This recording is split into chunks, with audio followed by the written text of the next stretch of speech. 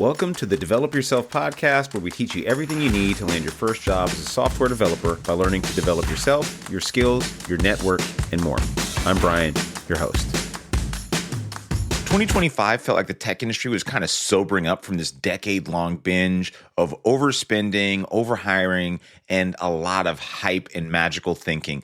Some trends really did change how we're going to build software in the future, and I'm genuinely excited for them, like I'm sure you are as well. Others were pure industrial-grade BS, the likes of which we have never really seen, driven by tons of speculation, FOMO, and billions, if not trillions, perhaps, of dollars going into questionable technologies. For me personally, this was one of the most confusing years as a developer, because at one point we were all told AI was going to replace us all. Then we were told it was going to make us 10x more productive. Now, no one actually saw these things happen, but the marketing was so strong that I'd be lying if I didn't say it did affect me in some way. I truly questioned whether this was a good career for me to continue going into, whether I should still encourage others to go into web development or software as a whole. And then I came full circle and realized, okay, this hype machine is so strong, it's affecting me just like a lot of really new developers out there. And I feel really bad if you're a new developer that is coming into the field right now, because this is a super confusing time. But now in hindsight, in reflecting on this crazy year and all these socially awkward CEOs and their overpromising, the patterns that emerged are pretty clear in my opinion. And I want to start with the 5 worst tech trends before we get into the 5 best ones, and how I plan personally to take advantage of these and how you might as well. The number 5 worst tech trend was the layoffs that felt like they just never ever stopped. It feels kind of like we've been in perpetual layoff mode for years now. Now, there was never really any stability in any career, even in tech. And I think that myth has been completely shattered. It used to be that your parents would work the same job for maybe 30, 40, 50 years. Now it feels like if you're lucky, if you work at the same company for 5 years. So the pace actually did slow, but it just didn't end. Tens of thousands of people lost their jobs. The cuts were marketed as strategic, but what they really seemed to tell people was, hey, we're still scared, or hey, we overinvested in AI and you're going to take the blame. You're going to be the scapegoat for this round of layoffs. It's not you. We're just investing in AI right now. So we got to make room for that investment, right? And this had a greater psychological effect too, because now the people that kept their jobs, they feel like they need to hold on even tighter. Teams got leaner. Middle management kind of vanished. I was one of these people. I was a middle manager at a large company. I found myself laid off, and I found it really difficult to find another middle manager position. Essentially, they wanted managers that could code. So I took an IC role where I'm actually a lot happier, but I do feel really bad for the middle managers and for the tech people that had more human-centric roles, because those feels like they're just disappearing. Non-core roles disappeared. And the fear and instability that this has created, even if it's just the perception that things are less stable, has led a lot of people to be a lot more safe in how they approach the job market. It means people are staying in one position longer. They're not job hopping as much. And I've even heard people say, don't negotiate in this market. Whatever you do, don't negotiate. Now, that is awful advice. And I hope that trend reverses going into 2026. Be cautious, not dumb. Number 4 worst trend was using AI as a crutch instead of a tool. We saw this with vibe coding. We saw this with all the 10x productivity bros on LinkedIn and Twitter. This one really actually kind of scares me, and I think it should kind of scare you too. We're seeing developers now and non-developers who can scaffold impressive-looking apps with AI, and they can create a really beautiful interface or even a full-fledged mobile or web app, and then deploy it and get users and money for it. But these same people can't debug a simple issue using the network tab, console logs, or know how to inspect the logs in their cloud service provider. This should scare us all. We are treating AI like a magic wand, and we're building a house on quicksand, or at least the people that are going this route are doing exactly this. And if you're a newer developer using these tools, you should be very cautious. It's a seductive trap. You don't know how screwed you are until it's way too late. I've seen this in Parsity, the bootcamp that I own, people that reach for AI too quickly, and they offload their thinking onto an agent or some sort of large language model tool like Claude or Cursor. Then they sit down at their computer and realize they don't actually know how to code anything. They just know how to prompt. I've talked extensively why this is not a career path, or why this is not even a way to get into the industry and have even a short career. It's not really a way to make anything beyond something kind of like a weekend project. And I think we need to get way away from this idea idea that you can just use AI to scaffold a billion-dollar project or a million-dollar company or even a small SaaS app that has users. I recently did a video on CodeRabbit's report that clearly outlines that AI-generated code is almost 2 times more likely to have critical issues and errors. Please don't use this as a crutch or a way to build actual software. Or if you are, have some guardrails and actual software engineers that know what they're doing to keep things in check and balanced. Now, this is one of those awful trends which I don't really see going away. I think we're going to have a lot more slop, a lot more bugs, and a lot more outages. And number 3 is one that I personally felt, the coding bootcamp collapse. Maybe you're really happy about this. Maybe like, yeah, screw you, coding bootcamps. And I'd be lying if I didn't say I kind of feel you, right? A brutal number of coding bootcamps shut down in 2025. I own a coding bootcamp in 2025. Don't hate me too much, right? Now, thousands of people paid money for these programs. They overpromised. They underdelivered. They said you can get 6 figures from spending 3 months learning HTML, CSS, and React, and maybe a little bit of Node and Express.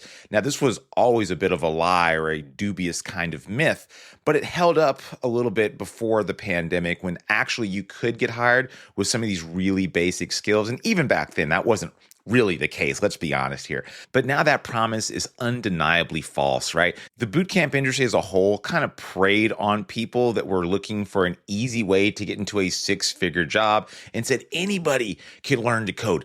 Anybody. Right? You don't know how to use a computer, you can learn to code. I've worked at coding bootcamps throughout my career while being a full-time software developer. I did it as a side gig and now I own one. I see a lot of value in them because people honestly do get hired from them. I went to one and I got hired from it. People need to learn how to build software. So I kind of feel sad that boot camps are closing and people are kind of cheering this on because I'm thinking, well, what happens to the adult that's like 30 and does want to learn to code? And they say, hey, I'm trying the self-teaching method, which I've met hundreds of people who have tried this, and they're just not getting it. Where do they go? Where do they get the mentorship? Where do they go to a trusted program where they can actually learn this stuff? And you can hate all you want and say, oh, these programs suck and they're just for losers or whatever. But at the same time, we need somewhere to teach people. And it can't just be all online. I mean, I think adults deserve more from this. And it's a little bit sad to see basically every large coding bootcamp close down. Now, at the same time, part of me is a little bit glad to see this happen because I think some of these coding bootcamps did not deliver on their promises and they didn't give people the experience or the education they deserved. We've never really encouraged people to get into any other industry besides tech with this kind of blind optimism. It cheapened the work we do, and I think it set up learners with the wrong expectations. So even though I'm sad to see these go, I do think there is maybe a silver lining or a light at the end of the tunnel, or insert cliche there about something good happening after something bad happens. Number 2 trend that really sucks, and this one hurts me to say also, the junior developer market just does suck. Let's just be honest here. The entry-level market got significantly harder in 2025. If you're a senior developer, you probably saw the exact opposite. Despite what the news is saying, senior developers were in high demand. I felt this. Maybe you felt this too if you're at the senior level. It felt like this was kind of our year. I got more offers than I've ever got. I got more interview opportunities than I've ever got in my entire life. Pretty wild. I hope that doesn't come off as some sort of weird humble bragger. I don't know. Maybe it does. But the benefits that perhaps you and I felt as senior developers weren't felt downstream by the juniors. Companies dramatically reduced junior hiring. They raised the requirements during interviews. They shifted towards senior-only roles. Companies basically want people that can come on board and ship with minimal onboarding. Now, I think this is also partly due to layoffs and restructuring and having less middle managers and less people in general. Teams want to do more with less. So they hire a lot of seniors. They, hey, hit the ground running. Here's your laptop. And here's the first feature we're going to get out this Friday. So this old model, this traditional model, which is prevalent in almost all industries of, hey, you're going to learn on the job. We're going to hire for attitude and we're going to hire you for your potential ability to be good on this job. That doesn't really exist anymore. And that's not just in tech. That is a trend we're seeing across industries. So you can no longer just show up with a tutorial project, shallow framework knowledge, like I know React or Vue or Angular, and a portfolio as your experience. You really need proof now. deployed apps. You need to have some sort of systems level thinking. You need to understand system design, I think, at a very basic level. The opportunity obviously still exists. Hiring did incrementally go up, and we'll get to that soon. But pretending otherwise, pretending that the market is the same and that your portfolio or a certificate is going to be the way you enter into tech in 2026 is a fantasy. So stop worrying about your portfolios, stop worrying about certificates unless you're in DevOps or something like that, and then focus on building something real. And we'll get to that because I do want to leave some hope for junior developers who are trying to enter into the market. I don't think it's as doom and gloom as people make it out to be. I do think you need a very different strategy.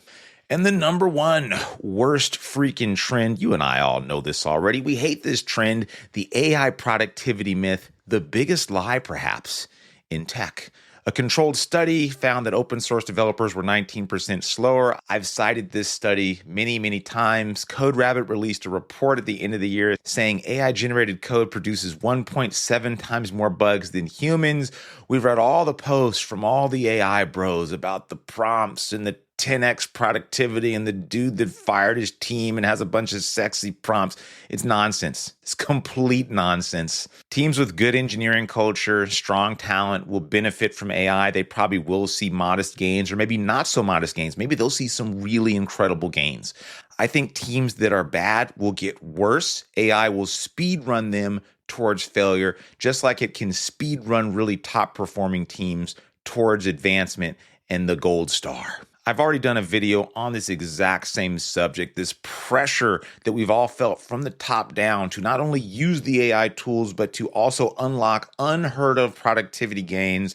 And then we were expected to do this, released a lot of shoddy software. I think this is the reason why we've seen an historic number of outages on the internet this year. And I really hope that developers take back the narrative and say, hey, listen, here's what's possible, here's what's not. We love the tools, we don't like the hype. Here's how we're actually using them. And here's what you can honestly expect to gain from using these tools. Here's how we should, how we shouldn't, the pitfalls, the gains, all the reality of using these tools. I do think we're heading towards that, so I am optimistic about that in the future.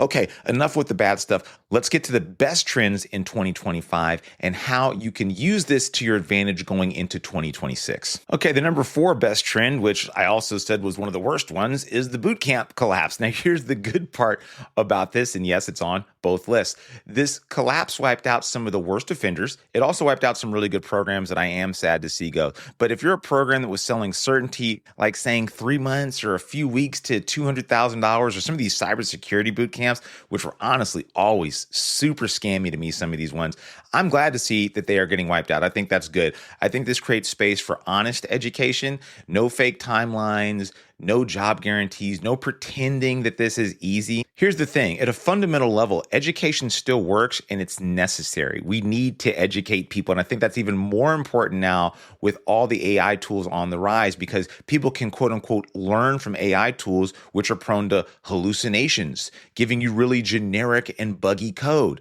I don't think we want people learning how to code from AI tools when they're objectively worse than human programmers.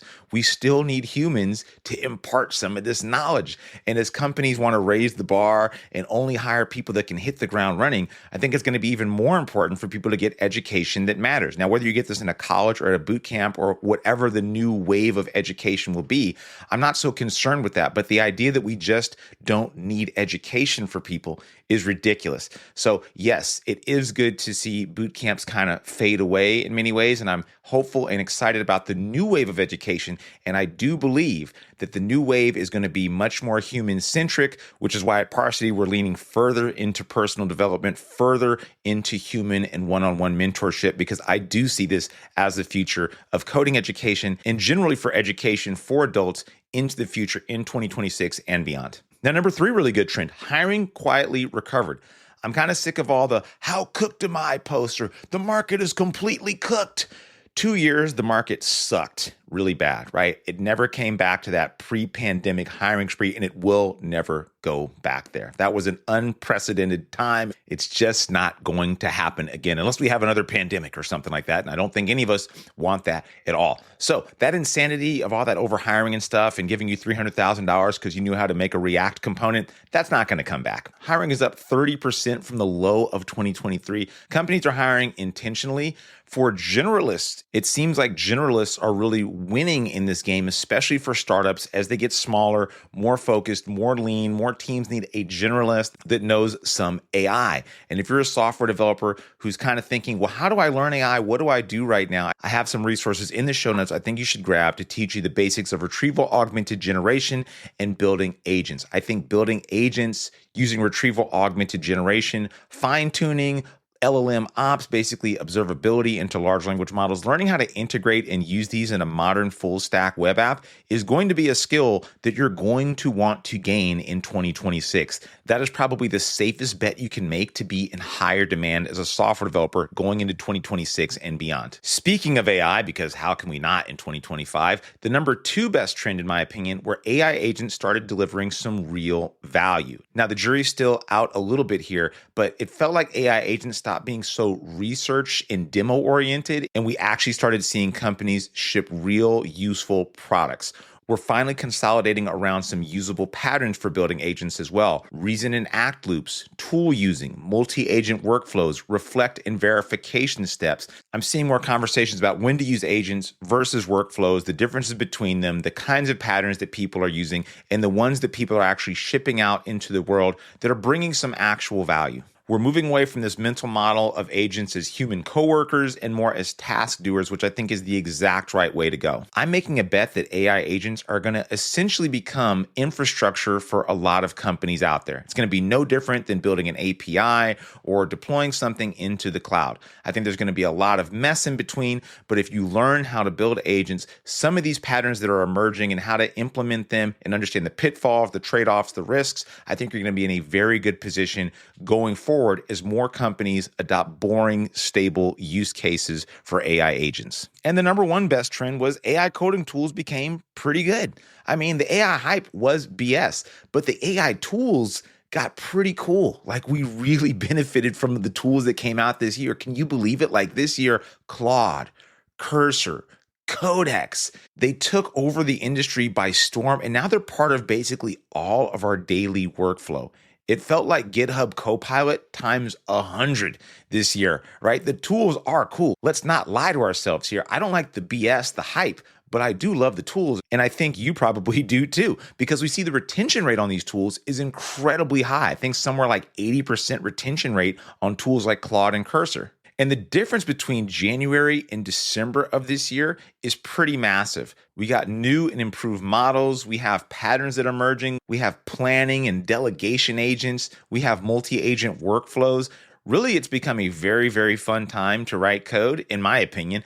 Now, to a lot of people, they might miss the old days of hand coding. You can still do that, obviously. But these tools have saved our delicate hands from so many keystrokes, boilerplate, experimental refactors, test scaffolding, documentation. Geez, thank God for these tools for documentation, actually, because that is one of my least favorite things to do. And I love it when I can just say, hey, Claude, look over this set of files, look over this service, write a small doc about this so I can share it with the team. Tell a non-technical stakeholder what I just created and why the deployment process is hanging up or something like that. This has been a real big save for not just me, but I know for all of you as well. And also that repetitive code, like, hey, break up this React component into a bunch of smaller components here. Hey, make 4 API routes for some CRUD operations on this particular model. This kind of stuff is exactly what AI was built for. Still not perfect, but man, does save our delicate little hands, doesn't it? And it's the soul-crushing and more boring parts of the job that I can't wait to see automated away more.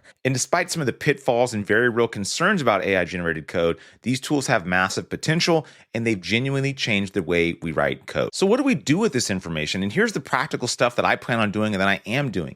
Stop chasing hype. I am as guilty of this as anybody out there. I like shiny stuff.